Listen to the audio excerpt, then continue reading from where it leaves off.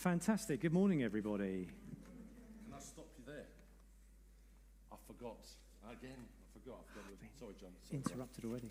These are a new communication thing. They are by the back. They are by the front door. I've already used it. There's a place on the back. You can write down parts of John's sermon.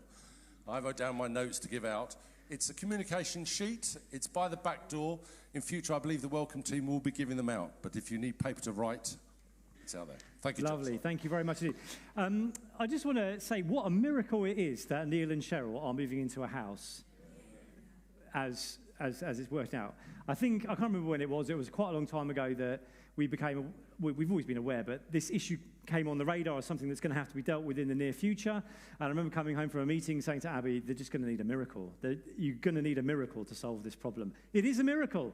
It is a miracle that this charity, which works nationwide, happens to have a property within a few minutes' walk of this building. Isn't that a miracle? And it has come to pass. So I'm very grateful for that. As Neil said, it's not just all those things that Neil said, but also, I think, a great affirmation for us as a church of God's hand of favour upon us at this time. So we're very grateful for that. Right, so it is the beginning of a new academic year. We are now out of the summer and into the autumn. No cheer for that. But it's nice to talk about Christmas, isn't it? Yes, can't wait for Christmas to come. So we are in a new preaching series, and we are going to be working through the book of Exodus. I don't think we're going to do all of it because Exodus is quite long. But today is Exodus chapter 1. Exodus, the second book of the Bible, the second book of the Old Testament. And many of you will be familiar with the story of Exodus, but some of you won't. And the challenge with this story is that it is spread over a lot of chapters. There are 20 chapters in between the introduction and then when the Ten Commandments are given in the middle of the book. That's when the main narrative part of the story is. And then there's another 20 chapters of mostly law and rules and regulations afterwards. Most of the action, as it were, does happen in the first half, and it's a complete story, the story of Exodus, and we need to grasp it in its entirety in order to understand what it means for us. And so what that means is that what you're going to hear from me today is incomplete. It's only a small part of the story. We need to get the whole story in order to be able to grasp what's going on. Now, one of the most important features of the Exodus stories, the Exodus story roughly is they're in slavery in Egypt. There are the 10 plagues, including the Passover. There's the flight from Egypt. There's the crossing through the Red Sea, and the entering into the wilderness, and a journey commences on the way to the promised land. This story is an archetypal story of how God saves his people. It's a story which is prefigured in Genesis, in the first book of the Bible. And then it's echoed again and again and again and again, all the way through the Bible until the final book of Revelation. All through the Bible, you will find stories, poems, prophecies, which trace their roots back to the Exodus story. Even the gospel of Jesus Christ, the good news of Jesus, draws heavily on the Exodus story. It's framed in an Exodus way. Exodus is the great story that pointed ahead to God's cosmic work of salvation, which would happen many, many centuries later. So we're going to start with verse 1 of chapter 1. If you've got a Bible, you might want to follow along. And we are reading from the ESV. These are the names of the sons of Israel who came to Egypt with Jacob, each with his household: Reuben, Simeon, Levi, and Judah; Issachar, Zebulun, and Benjamin; Dan and Naphtali; Gad and Asher. All the descendants of Jacob were 70 persons. Joseph was already in Egypt. Then Joseph died, and all his brothers and all that generation. But the people of Israel were fruitful and increased greatly. They multiplied and grew exceedingly strong, so that the land was filled with them. So this is how it starts. But we need to recall the backstory because some of you won't know it. We'll go back to Abraham. Abraham was a man called by God. He is the earthly, or was the earthly father of God's people, and he's our spiritual father. If you are a Christian, then Abraham is your ancestor. You are a child of Abraham. Abraham had a son, and he was called Isaac. Thank you very much. And Isaac had two sons, and one of them was called Jacob, who we just read about in those opening verses. So Jacob is Abraham's grandson. Now, as Cress mentioned last week, those of you who were here when Cress was preaching, she described how there's a strange episode where Jacob wrestled with God.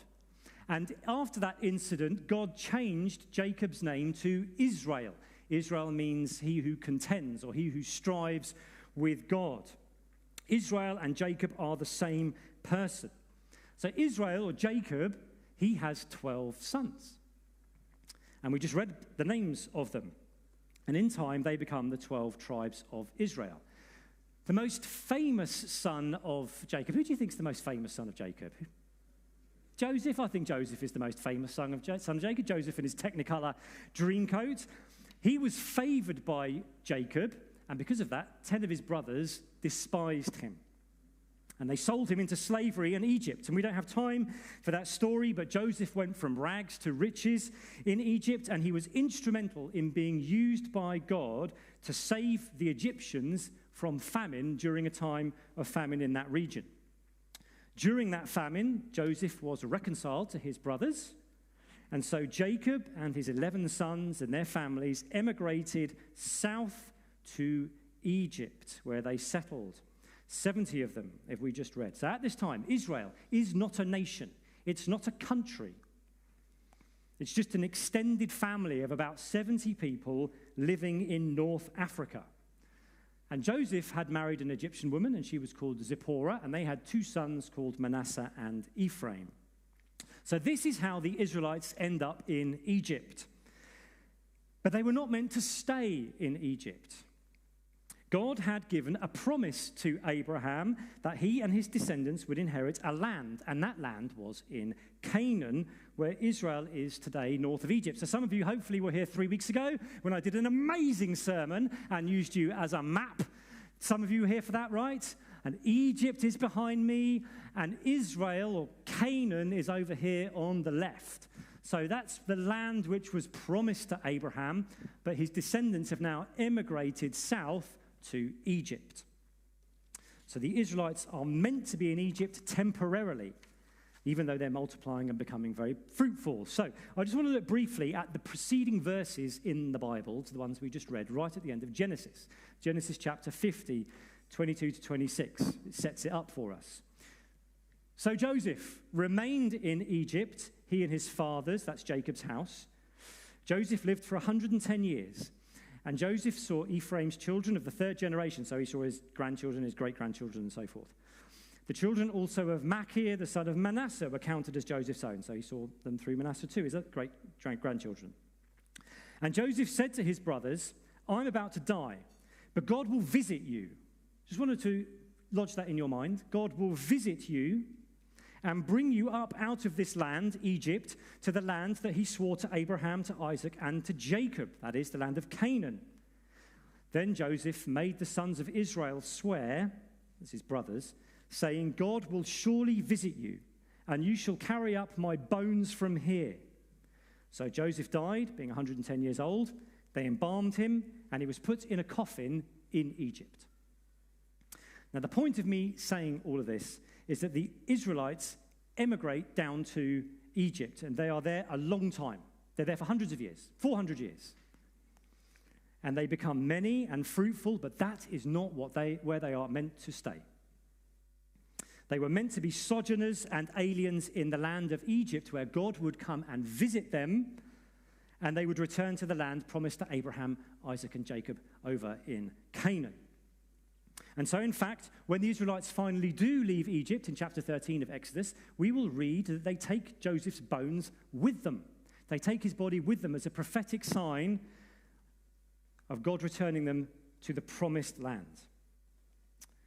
And so that's where the Israelites are. They're down in Egypt. They're breeding like rabbits. They're having a whale of a time. And they become exceedingly strong, so that the land is filled with them, is what we just read. Now, we've got to go back again. Back in Genesis chapter 12, when God first called Abraham many centuries before, in Genesis chapter 12, verses 1 to 3, God made a promise to Abraham and said to him this: Go from your country and your kindred and your father's house to the land that I will show you. So he's saying, Abraham's living over here in my map, somewhere kind of in Babylonia, Assyria, just hundreds of years before the last time I preached. And he's saying, Abraham, you've got to leave your family, leave your land over there, and you're going to come. You're going to come all the way down here. It's a really long way to the land of Canaan, to the land that God shows him. Go from your country and your kindred and your father's house to the land I will show you, and I will make of you a great nation, and I will bless you and make your name great, so that you will be a blessing. I will bless those who bless you, and him who dishonors you I will curse. And in you all the families of the earth shall be blessed. This is one of the most important passages in the Bible, because it sets in motion what the mission of the people of God is after the fall and the flood and the Tower of Babel. This is your mission. The fulfillment of these words is why you are alive. It's why we are here, to be a part of a great people, to be part of God's people who bless the peoples of the earth. God said, through your descendants, Abraham, who is our ancestor, I will bless the peoples of the earth. This is our mission. And that mission started to be fulfilled in Joseph, Abraham's great-grandson, who ended up in Egypt. He was a slave in prison, who then saved Egypt from disaster. And Abraham's descendants, through him, start blessing the world. They fill the land of Egypt. Now, this doesn't go too well. As Neil said before the break, we sing that God is good, and sometimes it doesn't feel like things are going too well. And that's what happens here. Verse 8 of Exodus 1. Now there arose a new king over Egypt who didn't know Joseph. Time has passed. The centuries have rolled on, and the memory of Joseph has faded. And he, this new king, said to his people, the Egyptians, behold, the people of Israel are too many and too mighty for us. Come, let us deal shrewdly with them, lest they multiply and, if war breaks out, they join our enemies and fight against us and escape from the land.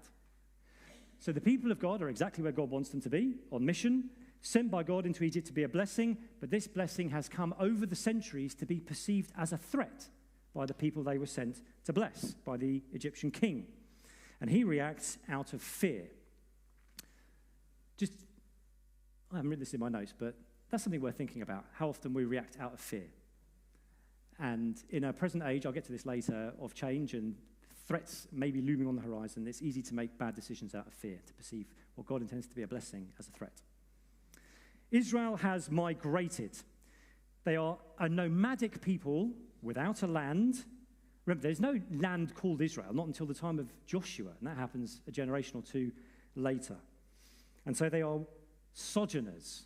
Sojourners. It's not a word we use very often, but it's an important Bible word. It means people who stay in a place temporarily. And Israel is God's people.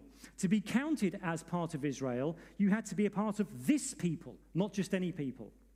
You could join. You didn't need to be born a genetic descendant. I said Joseph married Zipporah earlier. That's wrong. Moses married Zipporah. Yeah. Sorry. It's because they keep marrying Egyptians. Joseph married a different Egyptian. Well, just skip over that. Okay. But both of them then show that you could marry into the people of God. Joseph and Moses both married Egyptians and had children with them.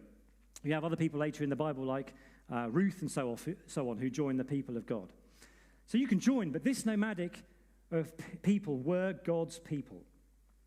And so today, 3,500 years later, or however long it is, we don't really know when the Exodus happened, we too are God's people, and we too find ourselves as sojourners, as people who are in a place temporarily. We find ourselves sent by God into a world which is not our own. We are foreigners in this world. It doesn't matter if you're Croydon, born and bred, ultimately it's not your home. We're foreigners here. Now that doesn't mean history and culture don't matter, they really do. But this particular story of migration is unique. And in terms of how we apply it today, it has nothing to do with ethnicity or land. Israel was sent on a mission to bless the nations, as are we. As we said earlier, when you go on mission with God and God sends you on a mission, you think, it's going to be easy because God is with us. But often it is not. And that's the case here. Verse 11. Therefore, they, the Egyptians, set taskmasters over the Israelites to afflict them with heavy burdens. They built for Pharaoh store cities, Pithom and Ramses.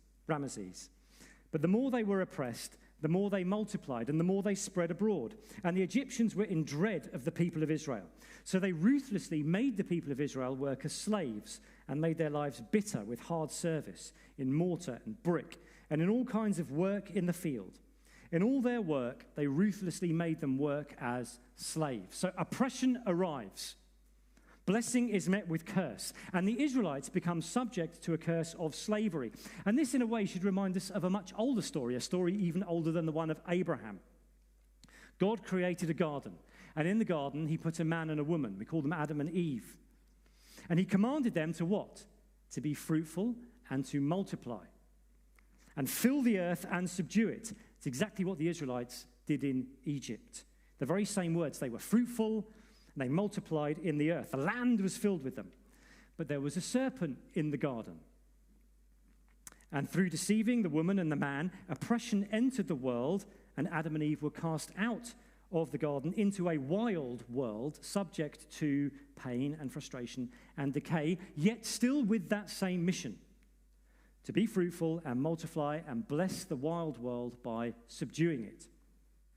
And so on one level, the church today finds itself, like the Israelites, as sojourners in a hostile land, but with a mission to bless. That's what we're here for. But on another level, mankind as a whole, all of humanity, finds itself in a hostile world, subject to slavery, subject to oppression, in a land where we are meant to flourish and prosper. And that's the thing with Exodus. Exodus is a very simple story on one hand and a very complicated story on the other. It's not a simple story, really, where you can just say this is this and that is that. It's a rich, multi-layered story. It speaks to all kinds of different contexts and situations in a beautifully coherent way. So that what we hear when we listen to the story of Exodus is not a simple linear tune just being plonked out on one instrument, but a great symphony of different instruments, all playing different notes, but in key and in harmony and in rhythm to produce this infinitely rich and profound source of hearing God. And there's a great book called Echoes of Exodus, which Neil recommended in the round robin which went round this week. It's not a long book. It's not a difficult book. I highly recommend it if you just want to see how the story of Exodus is a thread, this musical tune that goes throughout the entirety of Scripture. It's just a wonderful way and an easy way of seeing how it opens itself up to many, many understandings and sources of hearing God. And so now there's a bit of a gear change, because up to now everything's kind of been an introduction as to how the story sets itself up. But now we meet real people in a real place making real decisions, and it gets a bit gnarly. Verse 15.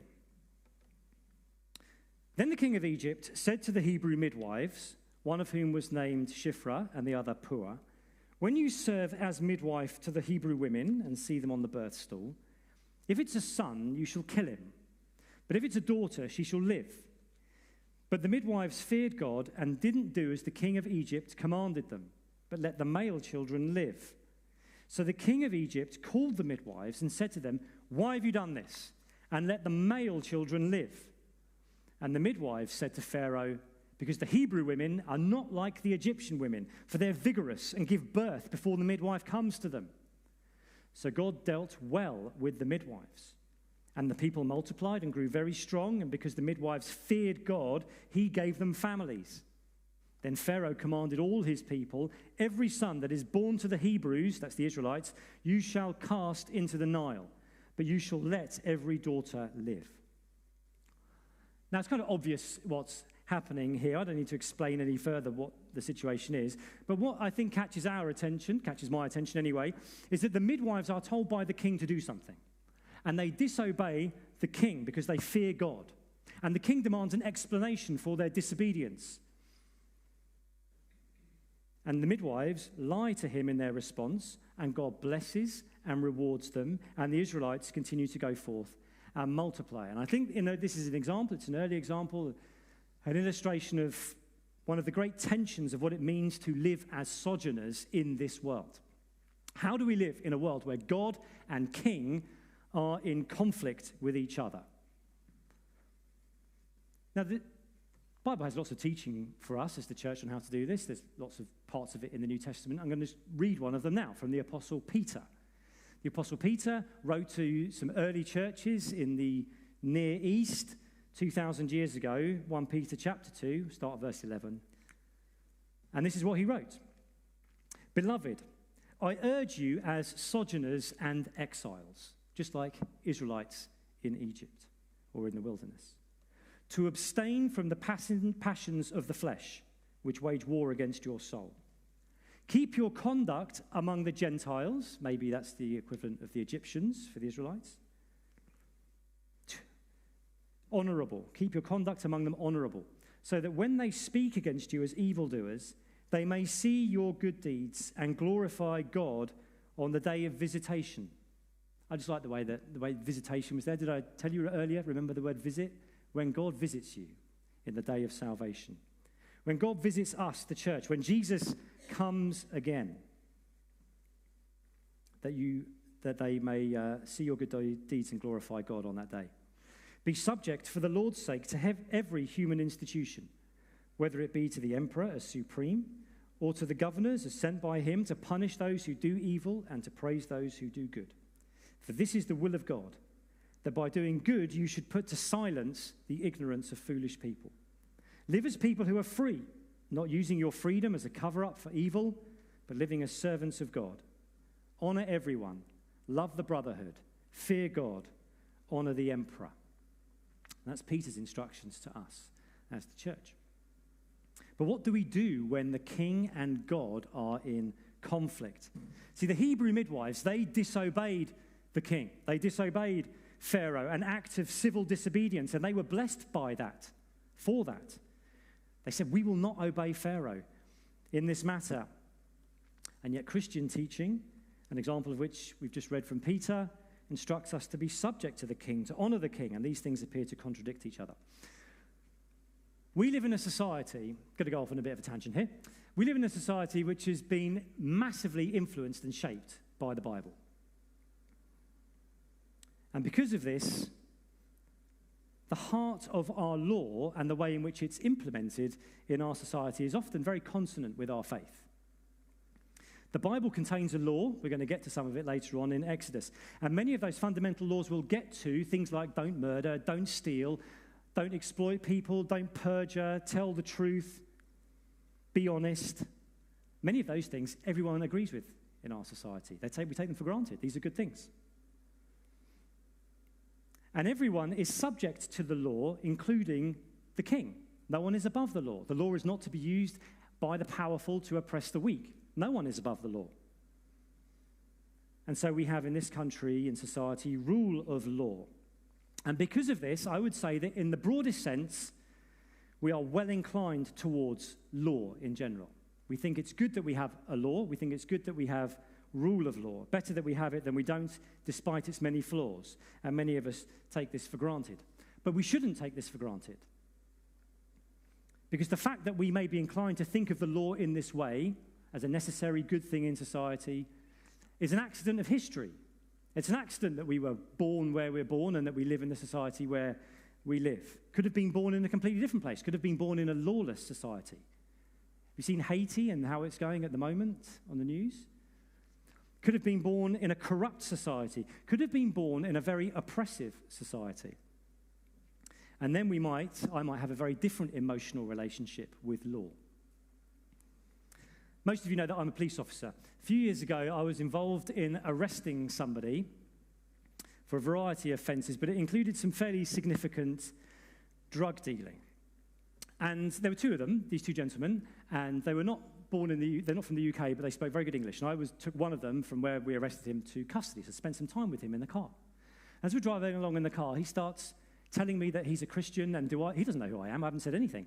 Do I believe in Jesus? And he's evangelizing me as we're on our way to the police station. He had a really good go at it. Now, I'm not going to stand in judgment over him. The courts did, and they sent him to prison. but I'm not going to stand in judgment over him. But I don't think you can blame me for asking myself the question, how does a self-professing Christian who's willing to talk to people about his faith in that way also willingly and gleefully engage in drug dealing? I don't know that because I've seen some of the messages on his phone. How does that happen? Now, there may be many reasons why that happens, and I don't know the answer why that happened to him, but it made me speculate because this is an interesting thing. And so I speculate this, and I've run it past a few Eastern European friends who I have who agree that it may be a possible explanation. See, this gentleman, as I said, didn't grow up in this country. He grew up in an Eastern European ex-communist country. And communist states, amongst other things, were characterized by being brutally oppressive of Christians. The country in which he grew up in was particularly brutally oppressive against Christians. And having law enforcement agencies that you would not trust under any circumstances. Unlike the UK, the law in many of these countries was explicitly anti-Christian, and there was no rule of law. And so I would say that maybe if I'd grown up under those circumstances, my relationship to the law of the land, how binding I might have felt it was upon me as a Christian, how legitimate it might be, could be very different. It's not an excuse, it's just possibly an explanation. And so my point is this. It's easy for me to sit here and say, the law says you must tell the truth, so you should tell the truth. And that's relatively easy because for most of us, the law is not that threatening. We're used to it being a relatively reliable and a relatively black and white way of figuring out what we should and shouldn't do. But the world is a lot more complicated than that. And in fact, the biblical law is a lot more complicated than that too. It's not straightforward to apply. It is not just a list of do's and don'ts. It takes wisdom to apply it on a case-by-case basis. Should the midwives have killed the babies? Should they have told the truth when Pharaoh demanded an explanation from them as to why they hadn't killed the babies? And why did God bless them in the way that they conducted themselves? I think the clue is in the phrase, they feared God. It says they feared God. And in that passage we just read from Peter, it also talks about fear God. Fear God, then honor the emperor. Fear God. And this is where wisdom literature starts. Many of us will know the book of Proverbs. Wisdom starts with the fear of the Lord. From fearing God, that's where you start. And then you have to figure it out. And sometimes it's not easy to figure it out. You have to figure it out with the wisdom supplied to you by the scriptures. And this matters because I think in recent years, somewhat unexpectedly, we have been subject to laws and restrictions which have been very intrusive, unexpectedly intrusive on us. And the state has intruded greatly on our freedom at times to congregate. Very draconian laws were implemented very quickly during COVID, which does seem like a bad dream now, doesn't it? At least it does to me. And they have had a profound impact on us. Now, I'm going to say I was in favour of lockdowns in 2020. I regard them as a necessary restriction. I was part of the enforcement of them. And we needed time to figure out exactly what this virus was doing and for the experts to understand what its effects would be.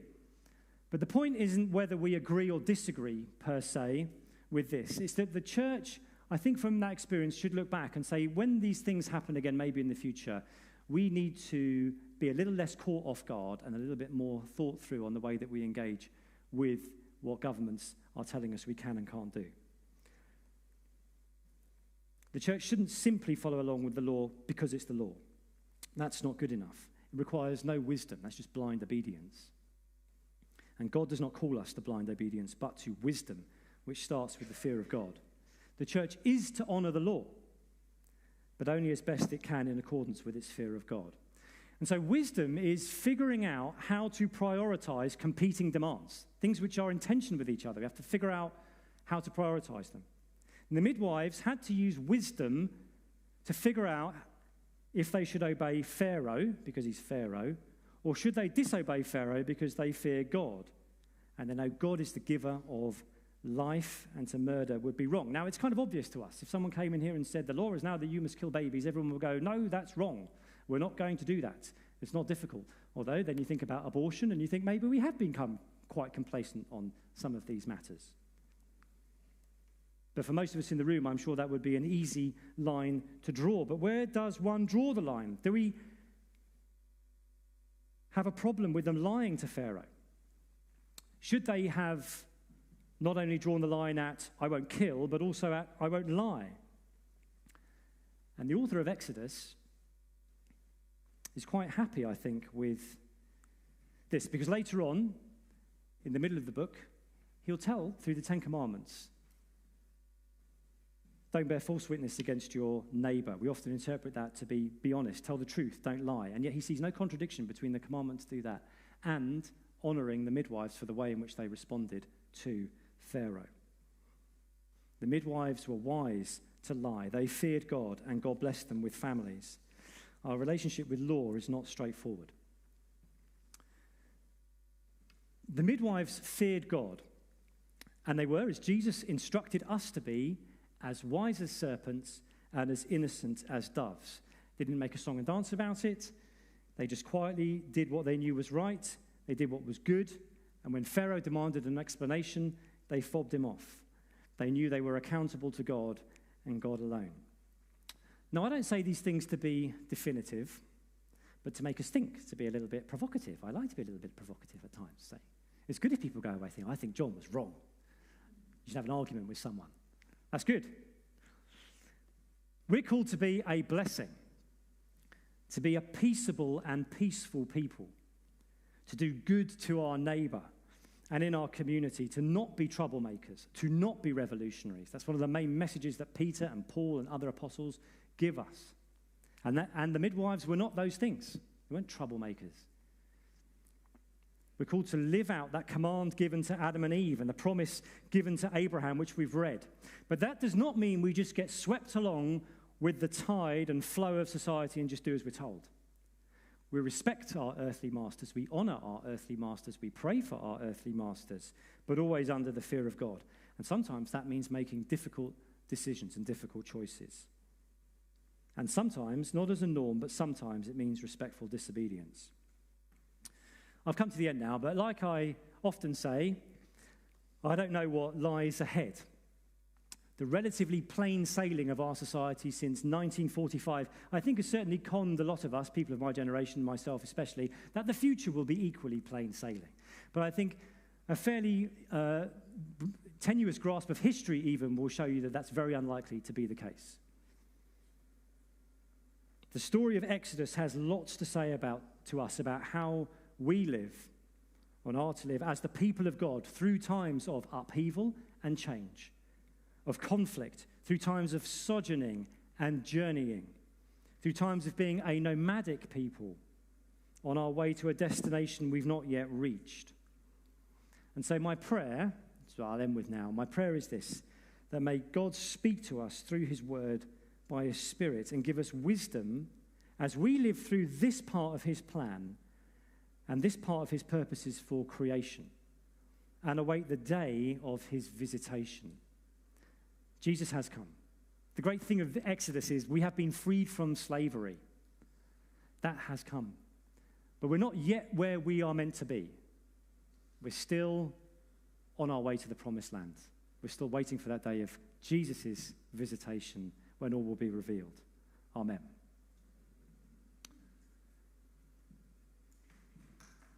There's that. What would you like to do next?